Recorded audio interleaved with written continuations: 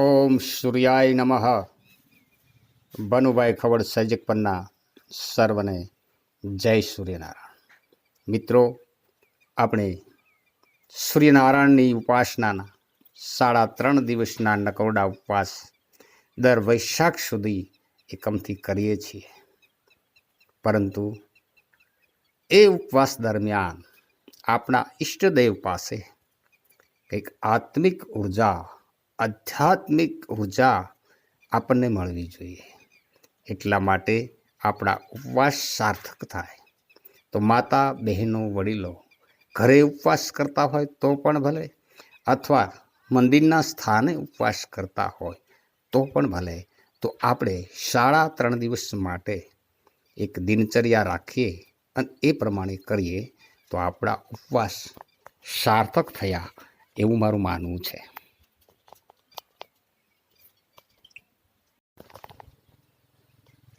તો સવાર એટલે કે રાત્રિનો ચોથો પ્રહર એટલે યોગીનો એક બ્રહ્મ મુહૂર્ત છે. એ બ્રહ્મ મુહૂર્તમાં આપણે 3 થી 6નો જે સમયગાળો છે એ ચોથો પ્રહર છે. તો મિત્રો, 3 વાગે આપણે વહેલા જાગી સ્નાનાદિ શૌચ કર્યા એવી શારીરિક શુદ્ધિકરણ કરી આપણે આપણા શુભ દિવસની શરૂઆત કરશું. 3 થી 4ના સમયગાળા દરમિયાન આપણે શુદ્ધિકરણ થયા પછી ભગવાન સૂર્યનારાયણના પંચાંગણમાં સામે બેસી સમૂહમાં ગરદન અને કરોડ સીધી રાખી, પોતે પલોઠી વાળી, હાથના બંને હથેળીઓ ઢીંચણ ઉપર ટેકવી અને નાસિકા દ્રષ્ટિ રાખવી, અર્ધખોલી આંખ રાખી અને શાંતિથી ધ્યાનાસનમાં બેસી અને પ્રથમ આપણે પરમાત્મ સ્વરૂપ જે ઓમકાર છે, પરમાત્મ નાદ સ્વરૂપ, એક ધ્વનિ સ્વરૂપ જે ઓમકાર છે, એનું અનુસંધાન, એનું આપણે ધ્વનિ કરશું. એ કેટલી વખત? 11 વખત આપણે ઓમ ધ્વનિ કરવાની છે. પણ કઈ રીતે? કે તમે બેઠા છો તો ધીમે ધીમે શ્વાસ ભરતા જવાનું અને બંને ખભા ઊંચા થઈ જાય એટલે એક ફેફસામાં પૂરો શ્વાસ ભરાઈ જાય. પછી ધીમે ધીમે શ્વાસ છોડતા ઓમ ધ્વનિ કરવાનો છે. કેમ કરવાનો છે? ઓ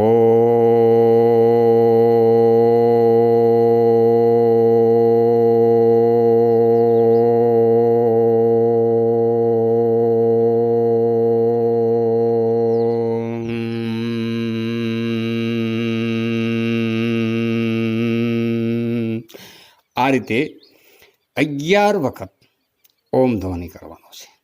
ત્યાર પછી એ જ આસનમાં બેસીને આપણા ઈષ્ટદેવ ભગવાન સૂર્યનારાયણનો અષ્ટાક્ષરી મહામંત્ર છે. કયો છે?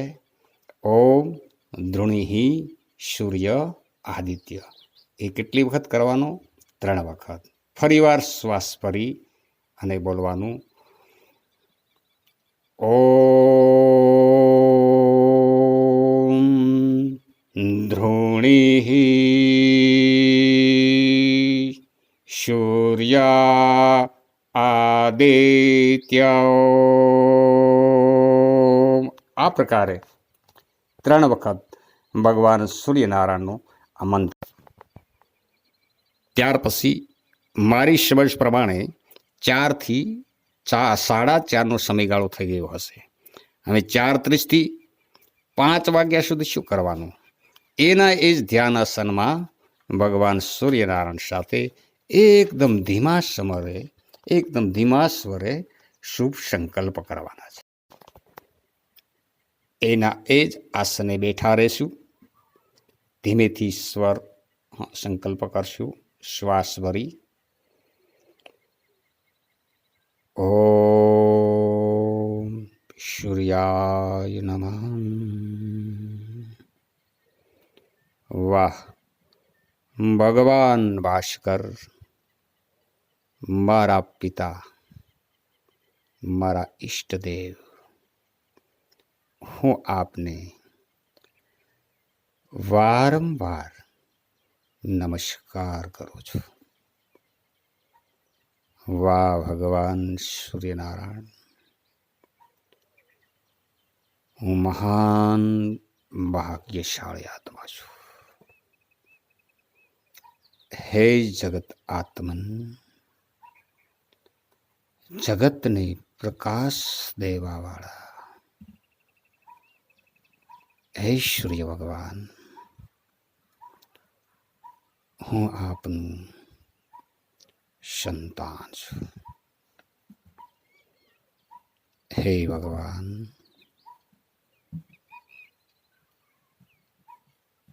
મારા આત્માને એવી શક્તિ આપો, આપની જેમ મારા સત્કર્મનો પ્રકાશ હું જગતને ફેલાવું. વાહ ભગવાન સૂર્યનારાયણ, આપ તેજ પુંજ છો. હું પણ મારા જીવનને તેજસ્વી બનાવી જગતને તેજ આપીશ. વાહ ભગવાન,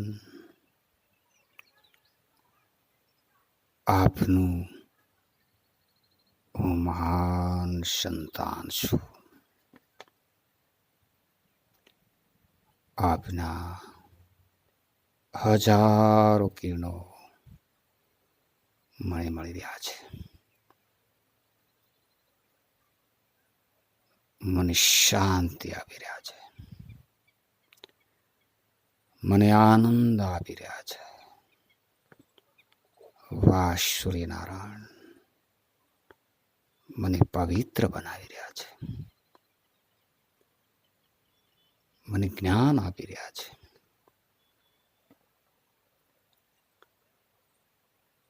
વાહ ભગવાન, સૂર્યનારાયણનું હું મહાન સંતાન છું. ભગવાન, મારી વાણી પવિત્ર થઈ જાય. ભગવાન, મારી દ્રષ્ટિ પવિત્ર થઈ જાય. ભગવાન, મારા કર્ણ પવિત્ર થઈ જાય. ભગવાન, મારા હૃદય અને વિચારો, આહાર અવિહાર પવિત્ર થઈ જાય. વાહ ભગવાન ઈષ્ટદેવ સૂર્યનારાયણ, હું આપનું શક્તિશાળી બાળક છું. આપનું પવિત્ર સંતાન છું. આપનું તેજસ્વી બાળક છું. આપનું સંયમી બાળક છું. હું વિવેકી બાળક છું. વાહ ભગવાન, મારા સંસ્કાર ઉત્તમ બનો, મારું જીવન ઉત્તમ બનો. વાહ ભગવાન, મુજાત્માનું કલ્યાણ કરો, સર્વ જગતનું કલ્યાણ થાઓ, જીવ જંતુનું કલ્યાણ થાઓ, પશુ પક્ષીનું કલ્યાણ થાઓ, ઝાડ ને જંગલનું કલ્યાણ થાઓ, જલ ને સાગરનું કલ્યાણ થાઓ, આખા જગતનું કલ્યાણ થાઓ. દશે દિશાઓમાં સર્વનું કલ્યાણ થાઓ, સર્વને શાંતિ થાવ, સર્વને આનંદ થાવ, સર્વનું શુભ થાવ, સર્વનું મંગલ થાવ. દસે દિશાઓમાં ધર્મનો વાસ થાવ, શાંતિ થાવ, શાંતિ થાવ, શાંતિ થાવ, શાંતિ થાવ, શાંતિ થાવ, શાંતિ થાવ, શાંતિ થાવ, શાંતિ થાવ. ત્યાર પછી 5 થી 6 વાગ્યા દરમિયાન આરતી પૂજાનો લાભ લેવો, ચા પાણી પીવા અને સૂર્યનારાયણના સ્મરણમાં ચિંતન મનન કરતા પરિસરમાં તમે વિહાર કરી શકો છો. ત્યાર પછી 6 વાગ્યાની આસપાસ સૂર્યનારાયણ ઉદય થવાની તૈયારી હોય ત્યારે ત્રાંબાનું અથવા તો માટીનો કુંડ, અગ્નિકુંડ લઈ એમાં અગ્નિહોત્ર હોમ કરો, જેમાં ગાયના છાણાને ઘીની આહુતિ આપી એની અંદર કપૂરની ગોટી મૂકશો એટલે અગ્નિ પ્રગટ થશે. અગ્નિ પ્રગટ થયા પછી 1 ચપટી ચોખા લેવાના, એમાં 10 ગ્રામ ગાય માતાનું ઘીથી ચોખાને ભીંજાવી દેવાના. એમાં 2 આહુતિ આપવાની છે. પૂર્વાભિમુખ બેઠા હોય ત્યારે સૂર્યોદય સમયે એ પ્રગટેલા અગ્નિમાં પ્રથમ આહુતિ એટલે કે અંગૂઠો, તેની પાસેની 2 આંગળી, તર્જની અને મધ્યમાં, આ 3 દ્વારા 1 ચોખાની ચપટી લઈ અને 1 મંત્ર બોલતા જ્યારે શ્વાસ શબ્દ આવે ત્યારે જ હોમ થાય. એટલા માટે પહેલી આહુતિ દેતા શું બોલવાનું મંત્ર? પહેલો સૂર્યાય સ્વાહા, સૂર્યાય એદમ નમઃ. બસ આ 1 મંત્ર બોલી આહુતિ આપી. હવે બીજી ચપટી ચોખાની લેવાની અને બીજો મંત્ર બોલવાનો. પ્રજાપતયે સ્વાહા, પ્રજાપતયે ઇદમ નમઃ. બસ આ બીજો મંત્ર બોલી અને આહુતિ આપી એટલે અગ્નિહોત્રનું કાર્ય પૂર્ણ. ત્યાર પછી તમારી થાળીમાં લાલ કલરના પુષ્પ, લાલ કલરનું ફળ અને રક્તચંદન એટલે કે લાલ ચંદન રાખી અને ત્રાંબાની લોટીમાં જળ ભરી ગાયત્રી મંત્રના ઉચ્ચાર સાથે ઊભા થઈ ભગવાન સૂર્યનારાયણને અર્ધ્ય આપવાની છે. અર્ધ્ય કઈ રીતે આપવાની છે? ભગવાન સૂર્યનારાયણના કિરણો એ ત્રાંબાની જલધારાની વચ્ચેથી સૂર્યના કિરણો પસાર થાય અને તમારા શરીરને સ્પર્શ કરે એવી રીતે માથા ઉપર કળશ સહેજ ઊંચે રાખો અને એ ધાર પૂરી થાય ત્યાં સુધી ગાયત્રી મંત્રનો જાપ કરી ત્યાર પછી આદિત્ય હૃદયનો પાઠ કરી શકો અથવા સૂર્યનારાયણના 108 નામ બોલી શકો અથવા તો 12 નામનું સ્મરણ કરી શકો છો. અને ત્યાર પછી 7 થી 8 વાગ્યા સુધી ફ્રેશ થવા માટે આપ ચા પાણી પણ લઈ શકો છો. ત્યાર પછી 8 થી 10ના સમયગાળામાં સૂર્યયજ્ઞ કદાચ ચાલુ હોય તો એમાં બેસવું, નહીતર સૂર્યનારાયણની સ્તુતિનું પઠન કરવું અથવા તો કે કેસેટ દ્વારા એ સાંભળવી.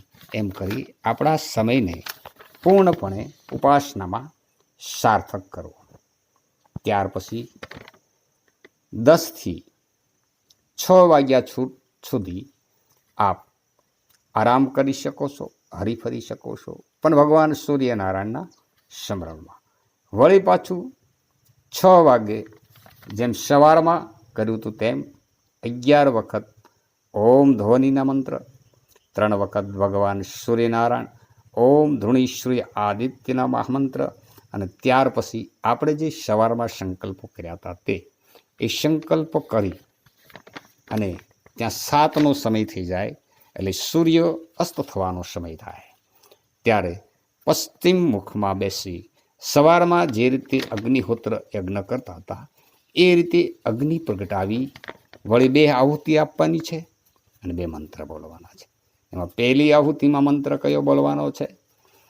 અગ્ને સ્વાહા અગ્ને ઇદમ નમઃ. આ એક આહુતિ. બીજી આહુતિ આપો ત્યારે કયો? પ્રજાપત એ સ્વાહા પ્રજાપત એ ઇદમ નમઃ. આ 2 આહુતિ આપ્યા પછી આપ અગ્નિહોત્ર સાંજનો પૂર્ણ